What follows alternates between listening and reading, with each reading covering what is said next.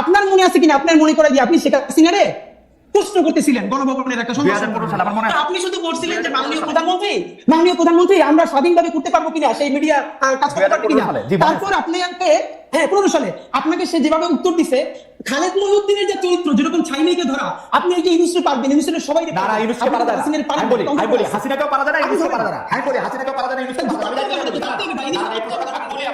বলি প্রধানমন্ত্রী সংবাদ সম্মেলনে এই প্রশ্ন আমি ওইবারই প্রথমবার করি নাই, টিভি অনেকবার গেছে, তারও আগে আমি করছি। কিন্তু প্রধানমন্ত্রী প্রশ্নটা করার পরে প্রধানমন্ত্রী যেভাবে আমাকে উত্তর দিছে, সেই সময়কার প্রধানমন্ত্রী, তারপর থেকে আমার কোনো সম্পূর্ণ প্রশ্ন করার উত্তর জায়গা ছিল না। সংবাদ সম্মেলন সব 30 আদার পিপল, ঠিক আছে? শেষ করতে দেন। এই সেপ্টেম্বরে কিন্তু উনি এখানে আসছে জাতিসংঘের মধ্যে নিয়ে, উনি সবাই দাও দিচ্ছে আমার ছাড়া। কিন্তু তাই মজার ব্যাপার বলি, এইটা আপনার অবশ্যই পাবলিক, আজকে আপনি বললেন আমরা জানলাম, আমাদেরকে সরকারের তরফ থেকে এক জায়গা থেকে আমরা প্রশ্ন করছি খালেদ মহিউদ্দিনের মতো ক্যারেক্টার কেন বাংলাদেশে জুলাই গণঅভ্যুত্থানের পরে তাকে কাজে লাগানো হইল না। আমাদেরকে বলা হয়েছে খালেদ মহিউদ্দিন ভাইকে 2 বার সরকার থেকে, একবার বিটিভির দায়িত্ব নিয়ে আরো একটা বড় পদে বলছে, প্লিজ আপনি এই রাষ্ট্রকে গড়ে তুলতে সাহায্য করেন। খালেদ মহিউদ্দিন ভাই রেসপন্স করেন নাই। আমি কোন সেক্রেটারিয়াল জব মিনিস্ট্রিয়াল করব না তো, আমি করবো না। আমি বিটিভির দায়িত্ব নিতে আমাকে অফার করা হয়েছিল, আমি বলি বিটিভির দায়িত্ব নিতে আমাকে অফার করা হয়েছিল, আমি শর্ত দিছিলাম বিটিভির প্রোভাইডার ঠিক করেন, আমি তথ্য উপদেষ্টা বা তথ্যমন্ত্রীকে আমি এটা রিপোর্ট করবো না। তারা এটাতে রাজি হয় নাই, তারা বলছে আপনি আইসা আস্তে আস্তে করেন। আমি আস্তে আস্তে করার মধ্যে আমি নাই। আমরা জানলাম, কিন্তু খালেদ ভাই আপনার মানে আমরা ওই ভালোবাসার জায়গা থেকে বলি, আমরা তো প্রত্যাশা করছিলাম যে আপনি জার্মান থেকে যেরকম ইউএসএ গেলেন, আপনি জার্মান থেকে এই জুলাইয়ের পরে একবার কিন্তু বাংলাদেশ আপনার খালেদ ভাই দেখি নাই। আপনি আসলে হয়তো কি জানেন, আপনি অনেক মেকানিজমের সাথে কথা বললে, শহীদ পরিবারের সাথে কথা বললে, তাহলে আপনি আরো যেটা ফিল করতেন। আমার দিকে আলাপটা করলে কি মানে আলাপটা আমি আর আপনি আলাদা আলাপ করবো না। আপনি খালি আমাকে এই কথা বলেন, আমি সরাসরি প্রশ্নটা করি। এটা আমি কামাল ভাইয়ের কাছ থেকে আসলে জানতে চাইবো, কারণ আপনার কাছ থেকেই আমরা এগুলি সবচেয়ে বেশি শুনি। কারণ যারা আগে জুলাই নিয়ে কথা বলছে তাদের অনেকেই ছাড়ান দিছে, রিটায়ার করছে, আপনি রিটায়ার করেন নাই, আপনি মাঠে আছেন, আপনি কথা বলতেছেন। সেই জায়গা থেকে, সেই রেসপেক্ট থেকে আমি আপনার একটা ছোট্ট বিষয় জানতে চাইতেছি। মাত্র 1000 জন রে, যেখানে আমরা 8 লাখ কোটি টাকার বাজেট করি, মাত্র 1000 জন শহীদ, 1000 জন চরমভাবে আহত, এই 2000 জনকে ভরণ পোষণ করা, তাদের একটা খুশি করা, মানে আমি খুশি শব্দটা বলবো না, মানে তাদের খেয়াল করা, এটা তো এত বড় জটিল কাজ না। এটা কেন করা যেতেছে না? এটা ডক্টর মোহাম্মদ ইউনূসকে আপনি প্রথম কেন এর জন্য আপনি অভিযুক্ত করতেছেন না, এটা আমাকে একটু সারপ্রাইজ করতেছে। মানে আর কাউরে এখানে অভিযোগ করার বুঝি না। খালেদ ভাই জি, এই একই আপনি যেটা বলছেন না, এই দাবিতে ইনকিলাব মঞ্চ একদিন অনশন করছে যমুনার সামনে, ঠিকানা আমার নিজে ব্রিফিং দিচ্ছে, তখন ঠিকানা থেকে গিয়ে বলছে ভাই খালেদ ভাই টিভি থেকে আসছে, এবং প্রধান উপদেষ্টাকে বলছি এই যে কালেক্টিভ ব্যর্থতা, এই ব্যর্থতা ইনাম বলেন আপনি। মাত্র 1000 হোক 1500 হোক, যে শহীদ পরিবারের পুনর্বাসন করতে পারেন নাই, আহতদেরকে সর্বোচ্চ চিকিৎসার জন্য ডেটাবেস তৈরি করতে পারেন নাই, এর সমস্ত ব্যর্থতা এই সরকারের, আর এই সরকারের ইমাম হিসেবে সমস্ত ব্যর্থতা আপনার। আপনি কোন যত সুন্দর করে কথা বলেন, এটা দিয়ে কাবারি হবে না। এই দাবিতে ইনকিলাব মঞ্চ সকাল থেকে সন্ধ্যা পর্যন্ত যমুনার সামনে অনশন করেছে। তারপরে তার একান্ত সচিব এসে আমাদের কাছ থেকে স্মারকলিপি নিছে যে অতি দ্রুত তারা এটার ব্যাপারে ব্যবস্থা নিবে। এরপরও নেয় নাই। এখন কোন ভাষায় বললে, কেমনে হাত ধরলে, কেমনে পা ধরলে এই কেসটা হবে, এটা আমরা জানি না। এবং ডক্টর ইউনূস যদি আমাদেরকে বলেন যে এইভাবে বললে উনি কাজটা করবেন, তাও আমরা করতে রাজি, কিন্তু উনি বলতেছেন না। আপনি কি বলেন ওনারে? উনি তো আমার বাপের চেয়ে 20 বছর বয়স। এই গত প্রেস মিটিং যেটা করেছি, সেইখানে ওনারে যা বলছি, আমার মনে হয় উনি সারা জীবন এটা শুনেন নাই।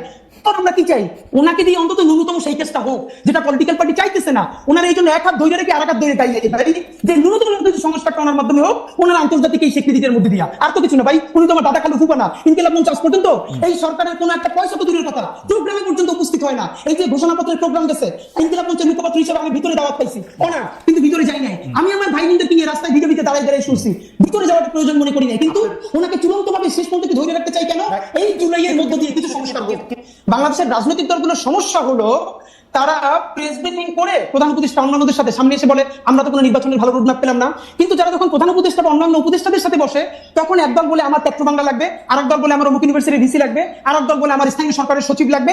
এই ভাগবটোয়ারা করে যখন তার মন মতো হয় না, তখন বাইরে গিয়ে প্রেসার দেয়। মুশকিল হলো তারা এই সরকারকে সামনে রেখা, তারা সবাই নিজের মতো আকার গুছিয়ে নিতেছে, কিন্তু ফেল করলে সরকার লাভ হইলো, বিএনপি লাভ হইলো, জামাতের লাভ হইলো, এনসিপি, কিন্তু ফেল করলে কে সরকার করবে? নাম্বার 2, গত 4 বছরের কারণে আপনি একটা খুবই জিনিস ভালো করে নোটিস করছেন যে গত 4 মাস ধরে আপনি দেখবেন যে ইউনূস সাহেবের সেই স্পিরিট, সেই ভোকাল নাই। উনি মনে হচ্ছে যেন কোন একটা আপোষের মধ্য দিয়ে যাচ্ছেন, রাইট? এটা তো সত্য কথা। ওনাকে আমরা বলেছি যে দেখেন আপনার আলোচনায় বুঝে যায় আপনি, হ্যাঁ লন্ডন বৈঠকের পরে বুঝা যাচ্ছে যে আপনি আর্টিফিশিয়াল কথা বলেন, আপনি আনস্ক্রিপ্টেড বলতেন, আপনি স্ক্রিপ্ট থেকে বলেন। এর একটা বড় কারণ ঝামেলাটা হলো এই সরকার মনে করেছিলেন সাহেব যে এনসিপির যে ভাইরা আছে তারাই হলো তার ভ্যানগার্ড, একমাত্র ছাত্র জনতা, তার চারপাশে একটা লেয়ার তৈরি করা হয়েছে। একমাত্র অল্প কিছু লোকজন ছাড়া আমি আপনাকে এবার বলতে পারবো পিলখানা কমিশনের মতো গুরুত্বপূর্ণ কমিশন, গুম কমিশনের মতো গুরুত্ব কমিশনের সদস্যরা 1.5 মাস ধইরা প্রধান উপদেষ্টার সাক্ষাৎকার পান না। আপনি ভাবেন এর মানে এমন একটা লেয়ার, মানে এবং আরো বলি আর্মি সেক্রেটারি ওনার সাথে যিনি আছেন সম্ভবত যে সচিব, তার ক্লিয়ারেন্স ছাড়া তার কাছে কেউ যেতে পারে না। তো এই যে ক্লিয়ারেন্স ছাড়া এটা হওয়ারই কথা, মানে সরকার প্রধানের হওয়ারই কথা। কিন্তু ভাই আপনি দেখেন গুম কমিশনের মতো একটা সিরিয়াস কমিশন, পিলখানা কমিশনের মতো একটা সিরিয়াস কমিশনের মেম্বার যদি তার সাথে 10 মিনিট কথা বলতে না পারেন তারা তো কাজ শেষ করে যাবেন। এর মানে হলো তার চারপাশে এরকম একটা বলয় তৈরি করা হয়েছে। এই বলয়টা আমরা বলেছি বারবার ভাঙেন। এই বলয়টা না ভাঙলে আপনি যেটা মাসুদ ভাই বলছেন যে উনি বাংলাদেশের মানুষকে চিনেন না, দেখেন উনি বাংলাদেশের মানুষকে চিনছিলেন বিধায় গ্রামীণ ব্যাংকে সফল করতে পারছেন। কিন্তু এই যে ওনাকে ব্র্যাকেট বন্দি করতেছে কারা? রাজনৈতিক দলগুলো। কিরকম?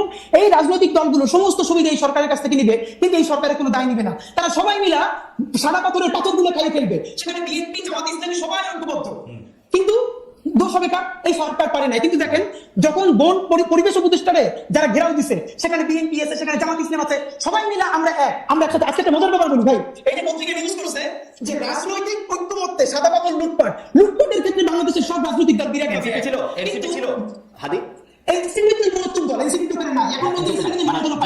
জামাত বিএনপি জাতীয় পার্টি করছে, তারা মিলে এই লুটপাটটা করতে চাইতেছে। এখন আমাদের যেটা মুশকিল, আমরা এই নির্বাচনের আগে কি চাইতেছি? আমরা বলছি এই নির্বাচন ফেব্রুয়ারিতেও লাগে না, এই নির্বাচন চাইলে ডিসেম্বরেও করা সম্ভব। দুইটা কাজ করুন প্লিজ। এক নম্বরে হলো এই বিচার তো লম্বা সময় ধরে চলবে, কিন্তু অ্যাটলিস্ট যারা একদম নির্দেশদাতা আপনি তাদের কিছু বিচারে অন্তত আমাদেরকে দেখাই যান যে সব সরকারি যিনি সর্বশেষ প্রধানমন্ত্রী সহ আরো কয়েকজনের বিরুদ্ধে বিচার প্রক্রিয়া সাক্ষ্য গ্রহণ শুরু হয়েছে। এটাকে আর কিভাবে এক্সপেক্ট করা যায় আপনার কাছে কি মনে হয়?